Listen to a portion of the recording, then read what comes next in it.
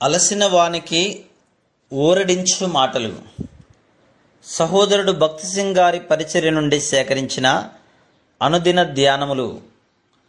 April 8. ఇశ్రాయేలు పరిశుద్ధ దేవుడగు సృష్టికర్త అయిన యెహోవా ఈ మాట సెలవిచ్చుచున్నాడు. నా హస్తకార్యములను గూర్చియు నాకే ఆజ్ఞాపించుడి. యెషయా గ్రంథము 45:11. అబ్రహాము దేవుడు అతనికి చెప్పినట్లు చేయుటకు సిద్ధపడెను. ఆదికాండము 50:22. దేవుడు నీ కుమారుని తీసుకొనుము అని చెప్పెను. అతడు తన కుమారుని తీసుకొనెను, కట్టెలు కూడా తీసుకొనెను. దేవుడు అతనికి ఒక బలిపీఠమును కట్టమని చెప్పగా అతడు హృదయములో ఎట్టి ప్రశ్న గాని అనుమానము గాని లేకుండానే బలిపీఠమును కట్టెను. సర్వశక్తిగల దేవునితో నిజమైన స్నేహము అనున్నది ఆ విధంగా నుండును. దేవుడు అవును అని నేడలా నేను అవును అందును. దేవుడు వద్దు అని చెప్పినేలా నేను వద్దు అని అందును. దేవుడు వెళ్ళుము అని చెప్పినేలా నేను వెళ్ళదను. ఆయన ఉండుము అని చెప్పినేలా నేను ఉండెదను. ఆయన మాట్లాడుము అని చెప్పినేలా నేను మాట్లాడేదను.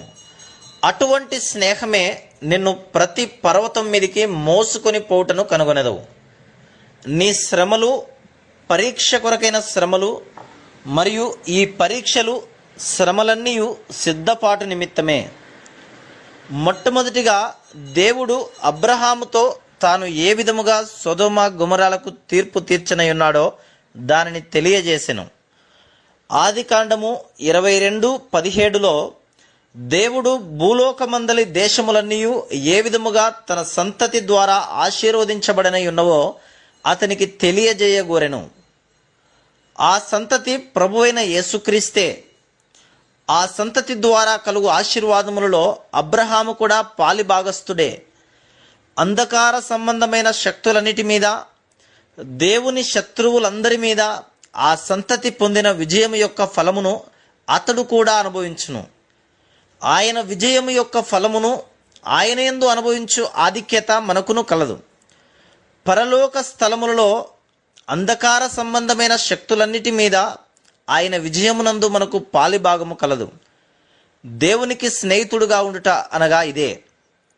13వ వచనము దేవుడు అబ్రహాము విషయములో ఇంకా ఎట్టి స్నేహమును కలిగి ఉన్నాడో బయలుపరుచున్నది. ఆ పొట్టేలు పొదలో తగులుకొని ఉండుట అది ఎక్కడికో పారిపోనని కాదు. అది పొదలో తగులుకొనకుండగానే దానిని దేవుడు అబ్రహాము ఎదుటికి తీసుకుని రాగలడు. కానీ దేవుడు అబ్రహామునకు ప్రాముఖ్యమైన పాఠములు నేర్పించుచున్నాడు.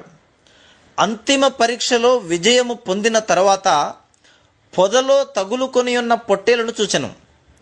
ఈ పొట్టేలు యేసుక్రీస్తు ప్రభువును సూచించుచున్నది.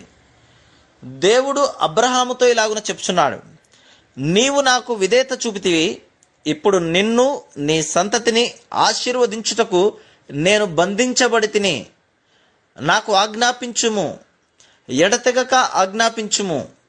నా హస్త కార్యములను గూర్చి నాకే ఆజ్ఞాపించుడి. యెషయా 45:11. మనం ఆయనకు విధేయత చూపిన యెడల ఆయన మనల్ని ఆశీర్వదించుటకు ఇష్టపడును. మనలో చాలామంది మనము చెప్పినది దేవుడు విని పని చేయవలనని కోరుదుము, కానీ మనం ఆయనకు విధేయత చూపము. రాబో దినములలో మన శత్రువులపై విజయం కొరకు, సకల దేశముల కొరకైన దేవుని ఆశీర్వాదము కొరకు మనం ఆయనకు ఆజ్ఞాపించినప్పుడు యేసుక్రీస్తు ప్రభు మనల్ని ఆశీర్వదించుటకు బద్ధుడై ఉన్నాడు. రాబో తరములన్నిటికీ దేవుని యొద్ద నుండి శ్రేష్టమైన వాటిని ఆజ్ఞాపించుటకు అబ్రహాము నేర్చుకొనున్నట్లు దేవుడు అబ్రహామును పర్వత శిఖరమునకు తీసుకుని పోయెను. దేవునితో స్నేహము చేయుట అను పర్వతమును ఎక్కుటకు నీకు కోరిక కలదా? నీవు దేవుని స్నేహితునిగా నుండగోరుచున్నావా? నీవు దేవుని స్నేహితునిగా నుండగోరిన ఎడల అబ్రహాము జీవితములో ఆ రహస్యమంతయు బయలుపరచబడుటను నీవు కనుగొందువు. ముఖ్యముగా ఆదికాండము 22వ అధ్యాయములో బయలుపరచబడెను. Praise the lord.